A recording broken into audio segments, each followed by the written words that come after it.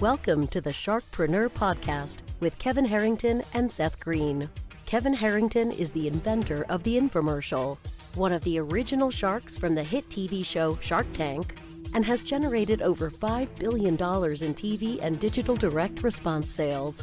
Seth Greene is the world's first trusted authority on cutting-edge direct response marketing, a best-selling author, and the only 3-time Marketer of the Year nominee. On the podcast, Kevin and Seth interview sharkpreneurs who share straight talk on what it takes to explode your business. Why do so many businesses struggle while others seem to explode overnight? Do you wish you had the secret to this type of exponential growth? Now, I've scaled more than 20 businesses to over $100 million, and it's not just luck. In my new book with Mark Tim, Mentor to Millions, you'll learn the repeatable framework I use in all my business ventures for massive success. Order at kevinmentor.com and get over $1,000 in bonuses. Head to kevinmentor.com. Welcome to the Financial Services RIA edition of the Sharkpreneur podcast. This is your host, Seth Greene. Today I have the good fortune to be joined by Andrew Aran from RegencyWealth.com, one of the managing partners. Andrew, thanks so much for joining us. I'm glad to be here. All right, so Andrew has been published in Institutional Investors, authored a case study in Fabosi's Bond Credit Analysis, been quoted in the New York Times, Wall Street Journal, interviewed multiple times on Bloomberg, CNBC, and spoken at numerous financial conferences around the world. How'd you get started?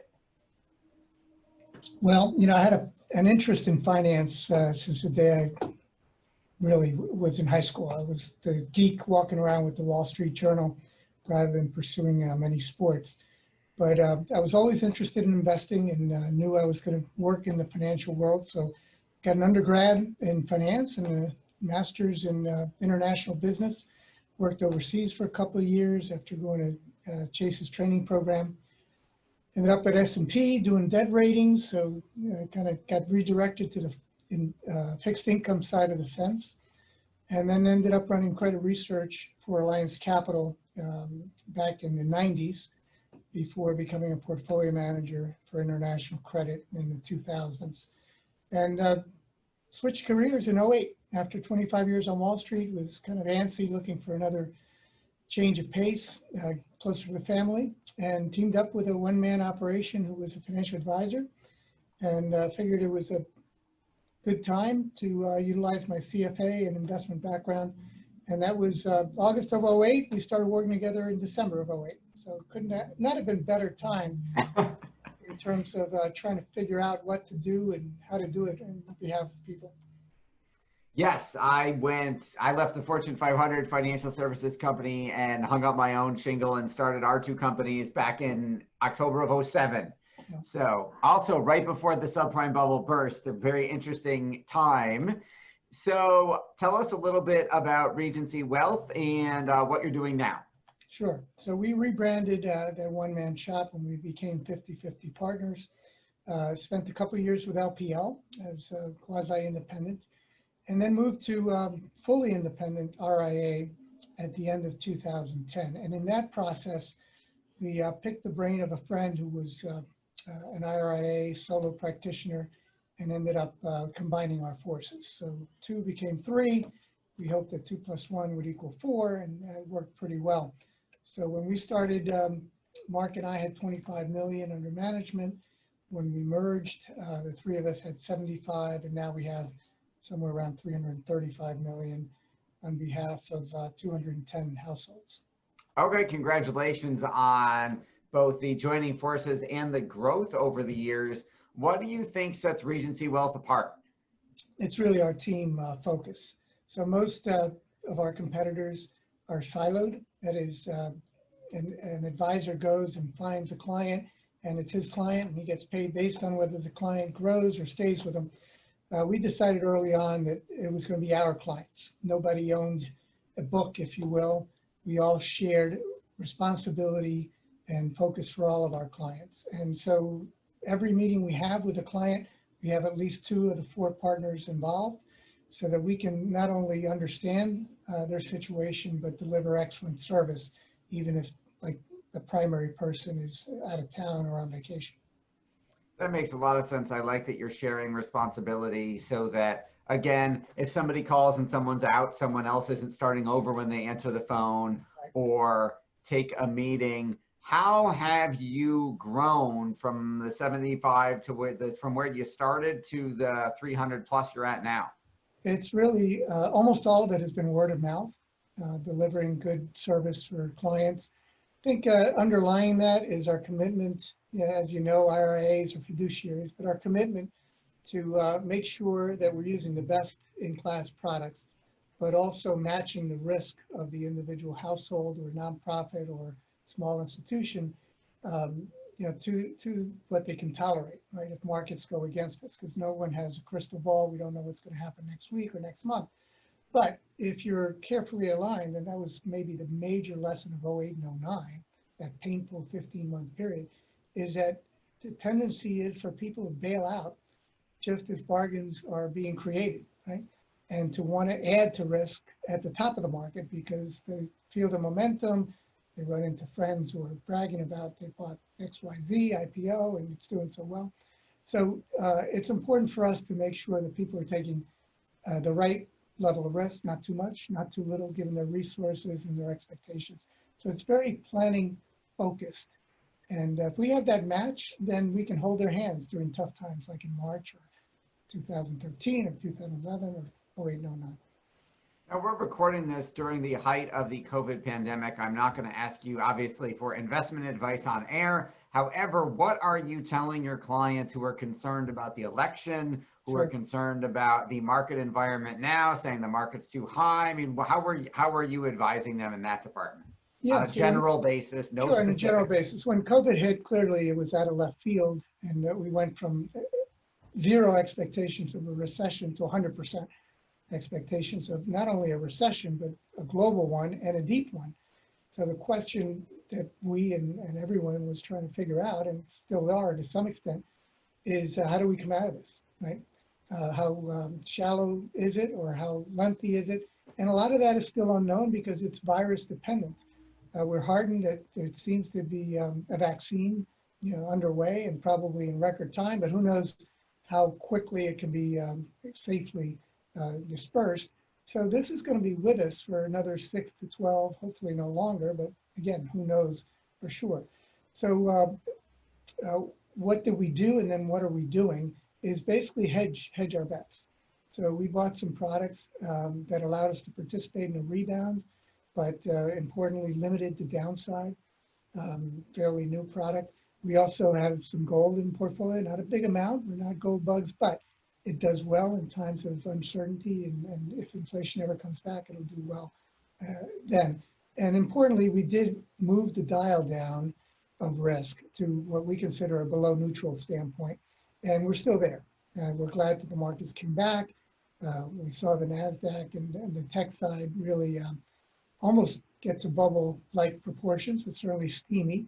And now the last 3 weeks have been letting out some of that steam. So we continue to be diversified and continue to be patient. The other thing that changed was interest rates were cut in half, basically. A year ago, you could make a little over maybe 2.25% in investment grade bonds in aggregate. And now you can make 1.1%. Whoopee, you can't even keep up with inflation. So the safe part does not offer a lot of value. The risky part, that is stocks, is not cheap and it bounces around. So let's make sure we own what we love, and these are good companies. And let's make sure that we don't overstep it. Wait for the opportunity to be a little better balanced before taking the risk budget back to neutral or beyond. I think that's great advice. You mentioned growing via word of mouth. How are you creating that word of mouth? How are you getting the folks, other than the team approach that you already mentioned, how are you getting them to love you so much that they're sharing the Regency message? Yep. Well, we're keeping them informed. Obviously, a lot of calls back in March and April during tough times. We wrote some pieces to share our thinking and why we were thinking that. The service element also is very important because if you do well in planning and investments, but you don't answer the phone, then people are going to go elsewhere.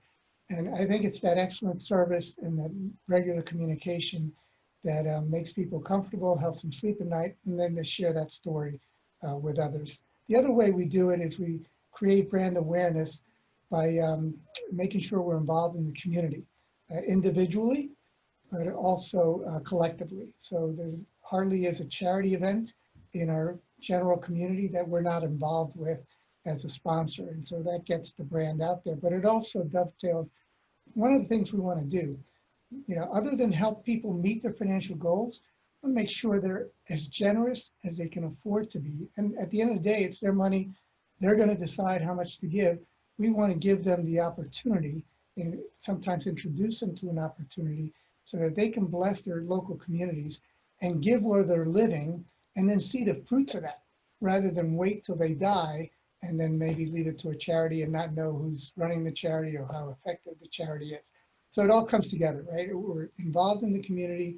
We're hopefully doing a good job as stewards of our clients' money, and then we're encouraging them to be philanthropic while they can.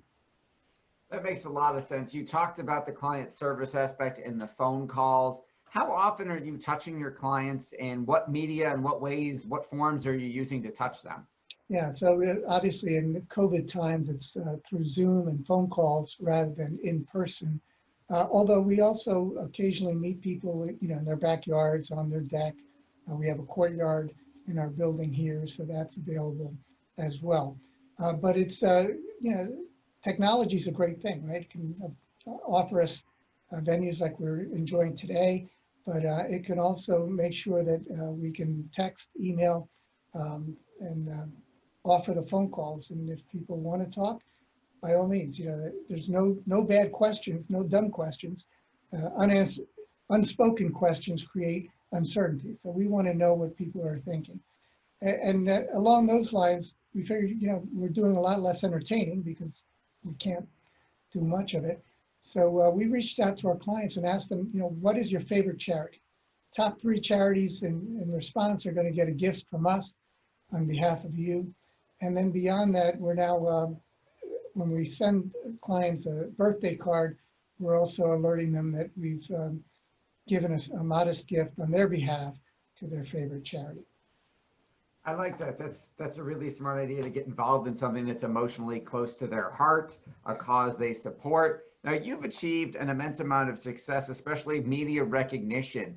For financial advisors, the holy grail might be to get into the Wall Street Journal or on Bloomberg or CNBC. How were you able to get such great media coverage? Well, again, part of it is word of mouth on the professional side, and perhaps my institutional background has helped because I was talking to Bloomberg and the Wall Street Journal in my prior roles. Not to overstate it, it's not like I get a phone call a week or an invitation every month to speak, but they know that when invited, they're going to get a response and hopefully an intelligent one. So we make ourselves available. You mentioned that you went from 1 to 2 to 3 to more. Talk a little bit about the structure of the team now. Yeah, so there's 7 strong. 2 are focused on client service. 5 of us are part of the investment committee. All are highly credentialed. So there's 3 of us that have the CFA, which takes at minimum 3 years to get 3 different levels of test. And then 3 of them also, there's one that has both, are certified financial planners. So, again, we want to deliver excellent product.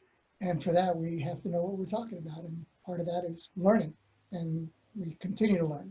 It's not just get the credential and put it on the wall, but stay on top of things. So we're all intellectually curious. We all love what we do and do what we love. So it's really not a job, but it's fun. That's a beautiful thing. You've achieved an immense amount of success. What's your biggest challenge now? Making sure that when I go off into the sunset sometime within the next 10 years, that the organization is still in a very good position to continue to offer what we're offering today. And you give advice every day. What's the best advice you've ever gotten? To spend less than I make. And if you spend less than the income that you're receiving, you'll never go broke, right? And you'll have extra, and then you can, again, use the extra at least some of it, for other people that are not as blessed as you are. What do you like best about what you do? It's really, getting people comfortable in uncertain times, and nobody has a guarantee of the future, right? We don't know how long we have until our expiration date hits, but making sure that they're comfortable with the resources they have and that they can achieve those financial goals and beyond, right? Do even more than maybe they were thinking of doing. So helping people, I guess, is really the key aspect. The other aspect is just the challenge of trying to figure out what the consensus is drawing and where we might disagree, and looking for conviction and then expressing it on the margin to help people grow their wealth or protect it. Absolutely. You mentioned several times the word of mouth and the clients sharing their love for what you do. Is that all organic? It just happens? Do you have anything specific that's regular to promote that or educate that or create that type of culture? Or how does that come to pass? No, I think it's really just being transparent and giving 100% all the time, making sure that we're taking care of ourselves, though, when we're not at work, and being approachable. And, people try to fake it. It's not going to work, right? So, we can't help everyone. We don't try to help everyone. It's not the perfect fit every time, but we're fortunate that we have connected with some great clients. We have extremely low turnover, and that's a good thing. I know you mentioned being intellectually curious. What 3 books are some of your favorites?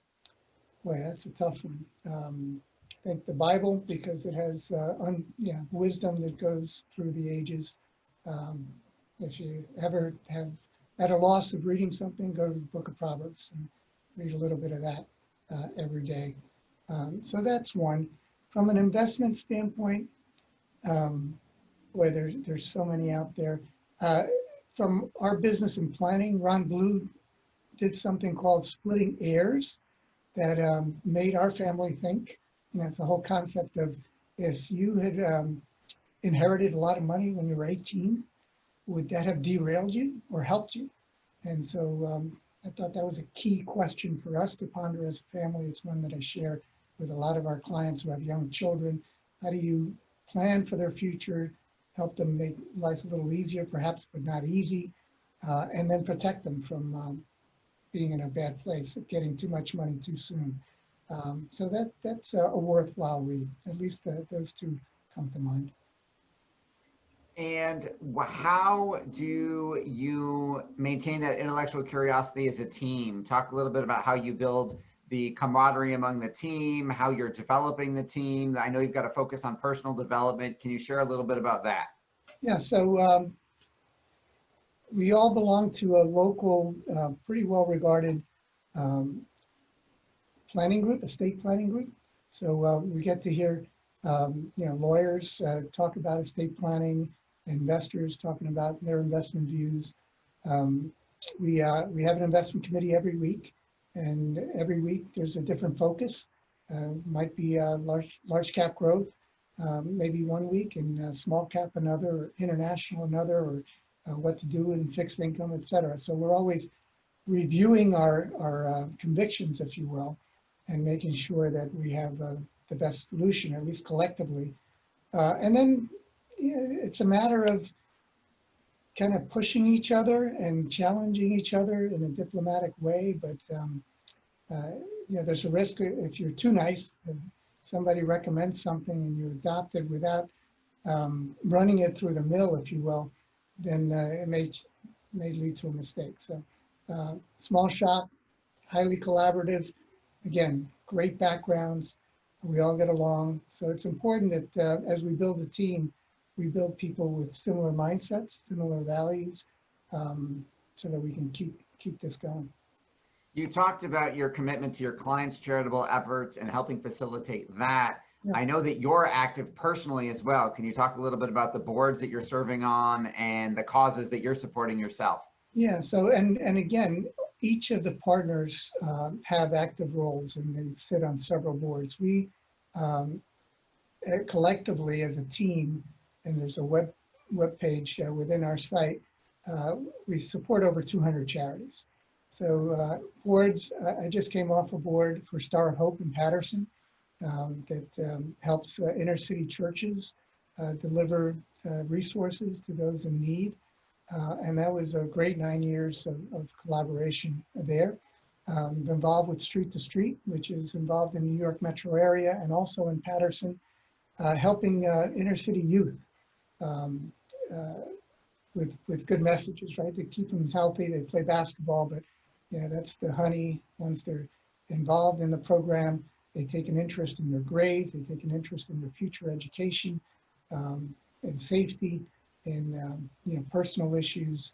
So that's important because they'll remember that somebody was there and someone cared, right? As they grow older, and All the difference. hopefully they can withstand it. So those are the two major ones. I'm involved in a men's group that I helped start 13 years ago locally. We meet on Friday mornings. It's been mostly virtual of late, but again, it's trying to help your friend go through life together. So it's investing in others. Investing in others sounds like a theme that's running throughout different areas of your RIA and your practice. I know your time's incredibly valuable. What else do you want to share that I didn't think to ask you yet? I think it's for people to analyze their lifestyles, make sure that the luxuries don't become necessities. And also, if you have issues with budgets and or investments, look for help. There's a lot of people who can help you. All right. Well, we greatly appreciate your time. Again, this has been Seth Greene with Andrew from RegencyWealth.com. Andrew, thanks so much for joining us. Thank you, Thesh. Have a great day. Thanks. Thanks, everybody, for watching or listening. We'll see you next time. Do you need money to fund your idea, product, or service? Are you ready to take your business to the next level, but need capital to get it done?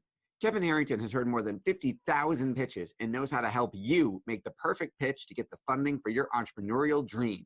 He's distilled the process down in his perfect pitch cheat sheet, and it's yours for free. Just text PITCH to him right now at 727-888-2100. Text PITCH to 727-888-2100 right now and claim your free perfect pitch cheat sheet. Text PITCH to 727-888-2100 to start funding your dream today. This show has been produced by Market Domination, LLC.